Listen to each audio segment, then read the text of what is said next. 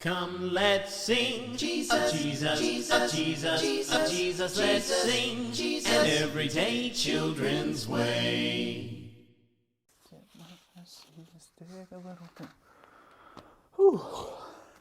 Hey there, friends. I hope you've had a wonderful week. I'm glad you could be out with me here outside in my beautiful garden.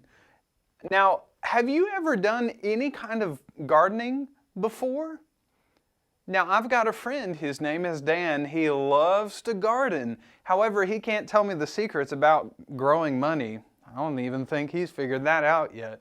But did you know that the Bible talks about planting and gardening everywhere throughout the Bible? Did you even know that the Bible story, the beginning of mankind, started in a garden? But regardless of that, I actually wanted to share with you a part of God's Word that dealt with soil. As a matter of fact, I've got a little cup. It's full of soil. See? Right there. It's pretty cool, isn't it? Now, there's a story in the Bible that's called the parable of the soils.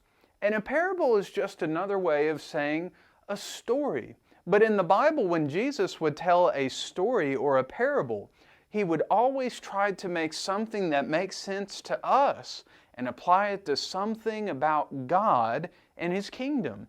And in 3 different places of the Bible, we read about the story of the parable of the soils. And that's really important. If you look at Matthew 13, Mark chapter 4, and Luke chapter 8, you find the same story in 3 different places. And that's very, very important. Because if the Bible has the same thing 3 times, 1 time we should really take notice.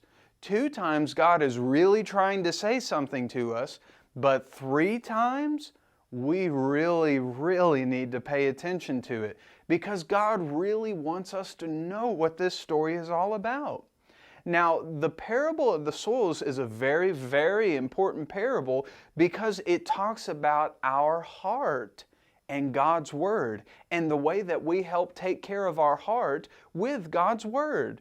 But before we even talk about the parable, let's go sing a song with our friend Paul, who's probably been working out in his flower garden all weekend long and can't wait to share it with you. So let's go sing a song with our friend Paul, and I'll see you in a few seconds. Let's go sing. Sing Christian songs with Paul. Thanks, E.T. Hey kids, would you like to sing another Christian song? How about God Surely Loves You? Look at the flowers and know God surely loves you, surely loves you. Take in the fragrance and know God surely loves you, surely loves you. Oh, He blesses you, He cares for you in more ways than we can conceive. Let's thank Him for each drop of rain, each sunrise, each cool evening breeze. So mighty and gracious is He, is He.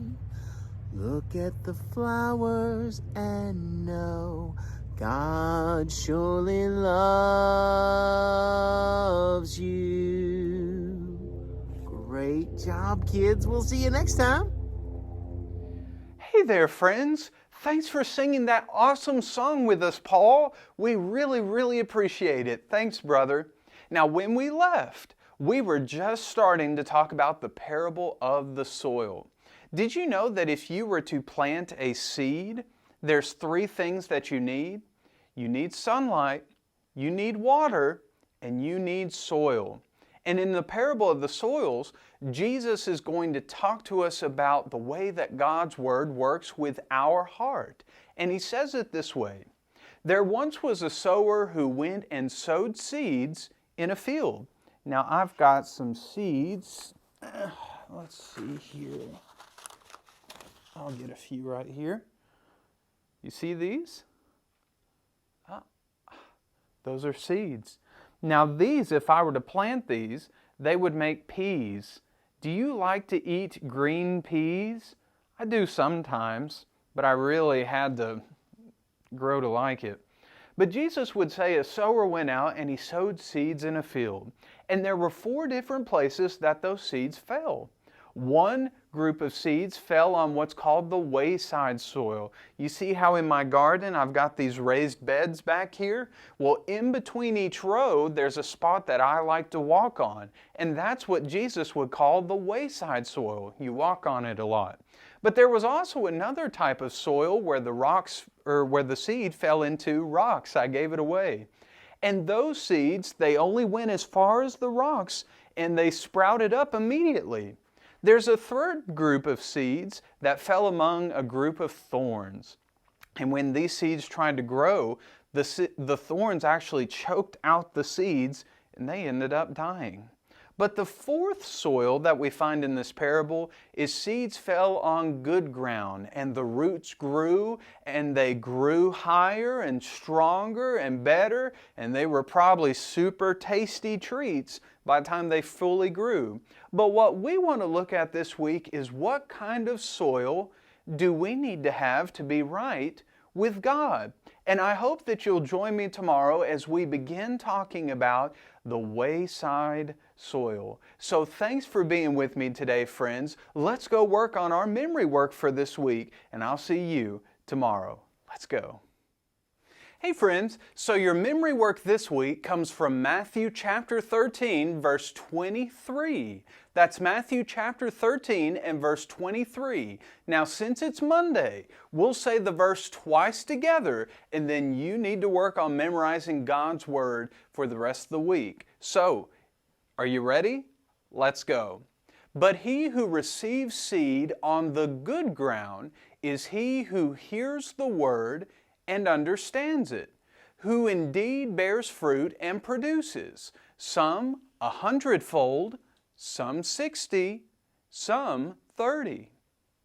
Now let's say it one more time. Are you ready? Let's go. But he who receives seed on the good ground is he who hears the word and understands it, who indeed bears fruit and produces, some 100-fold, some 60, some 30. Now work really, really hard this week and put a part of God's Word into your heart. And maybe you can bear some good soil this week in learning some of God's Word. So until next time, see you later, friends. Come, let's sing Jesus, Jesus, Jesus, Jesus, Jesus. Let's sing an everyday children's way.